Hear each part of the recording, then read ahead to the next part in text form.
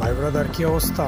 অনেকদিন যাবো ভাবছি, কিন্তু যাওয়া হয় নাই, কারণ ব্যস্ততার মাঝে যাওয়া হয় নাই। আজকে যাচ্ছি কুয়াকাটা ফ্রাই পট্টিতে ফ্রাই মাছ খেতে। তো দেশের পরিস্থিতি খুব খারাপ, রাজনৈতিক প্রভাব কুয়াকাটাও পড়েছে, কারণ লোক সংখ্যা খুবই কম। এই যে জায়গা দিয়ে হাঁটছি, এই জায়গাটি পরিপূর্ণ থাকে লোকজনে, আজকে লোকজনই নাই। কারণ ভাই, বিষয় হচ্ছে পরিস্থিতি খুবই খারাপ। তবুও এর মাঝে একটু আসলাম ভাই ব্রাদার অনুরোধে।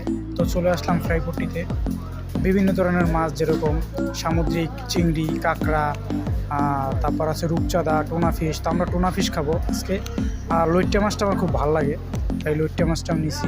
এই যে আমাদের ভাই, আমার কাছের খুব বড় ভাই, সে খুব সুন্দর করে মাছটা তৈরি করছে, মানে কাটিং করতেছে। তো আমি দেখতেছি, আর ফাঁকে চিন্তা করলাম ভিডিও করি। তো খুব ভালো লাগলো বাড়ির কাছে আসা। আর আমার এক ছোটো ভাই পাশে, সে টোনা ফিশটারে ফ্রাই করতেছে খুব সুন্দর করে।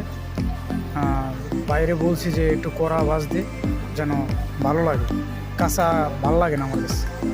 তো ভাই খুব সুন্দর করে ফ্রাই করতেছে, ফ্রাইটা খুব ভালো, দারুণ। আর এদিকে আমার বড় ভাই এই লইট্টা মাছটারে মাখাইতেছে মশলা দিয়ে, বিভিন্ন ধরনের মশলা। আর এই দোকানটা কিন্তু খুব ফেমাস, এই দোকানটার আপনার ফ্রাইটা খুবই ফেমাস, সবাই ভালো লাগে বিদায় আসে, তাই আমি আসলাম। ভাই গরম তেলে দিয়ে দিতেছে এই ফ্রাই মাছটা। তো এর ফাঁকে ভাইয়ের সাথে একটু সেলফি নিয়ে নিলাম। ভাই, কী অবস্থা ভাই? এই তো ভাই। তো ভাই খুব সুন্দর করে যত্ন সহকারে ফ্রাই করতেছে।